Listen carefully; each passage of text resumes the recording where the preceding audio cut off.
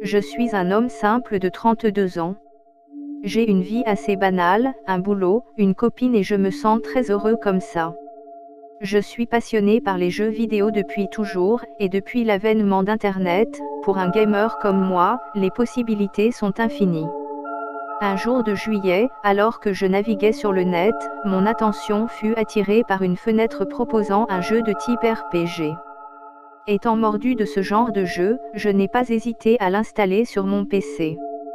Il était très tard, je me suis donc résolu à aller dormir et j'étais impatient de tester ce jeu le lendemain. D'après la description, il s'agissait d'un jeu médiéval et il était vanté comme un jeu pouvant connaître les moindres aspects de ma vie pour les retranscrire dans ce fabuleux univers moyenâgeux. Nous sommes un beau samedi matin, le soleil brille déjà mais en parfait geek, je me plante devant mon PC et je le mets en marche. Mon antivirus se met alors à retentir en m'avertissant d'une menace sur mon ordinateur.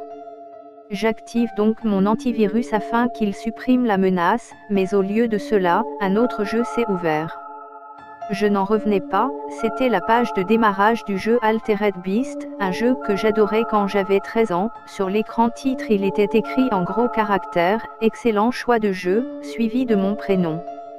J'ai senti un frisson de peur parcourir mon corps, mon premier réflexe fut d'éteindre mon PC manuellement, mais cette tentative ne rencontra aucun succès. Une autre page s'ouvrit alors, elle indiquait mon nom, mon prénom et ma date de naissance. Je fus alors prostré devant mon écran comme paralysé. Il s'afficha ensuite les noms et prénoms de mes parents ainsi que la date de décès de mon père disparu 15 ans plus tôt. J'étais pétrifié et paniqué. Mais le pire fut quand je vis sur l'écran de mon ordinateur l'acte de décès de mon père daté et signé avec les dates et heures exactes. Je retentais donc d'éteindre mon ordinateur manuellement. Un autre message s'afficha. Ce message disait « Trop tard, je sais déjà tout de toi mon cher petit ». Soudain, des photos s'affichèrent sur mon écran, j'ai alors ressenti une forte nausée. Ces photos montraient un nouveau-né, j'ai immédiatement compris qu'il s'agissait de moi, certaines de ces photos m'étaient inconnues et il était impossible que quelqu'un d'autre que ma propre mère puisse les reconnaître. D'autres photos s'affichèrent ensuite, des photos de moi enfant, adolescent et adulte, je n'avais absolument aucun souvenir de ces photos. Elles avaient l'air pourtant d'avoir été prises de près. Un seul message s'afficha ensuite. Quel grand garçon! J'ai alors allumé une cigarette pour me détendre. Un message s'afficha pour me dire « Fumer c'est très mal et ça pourrait te tuer ».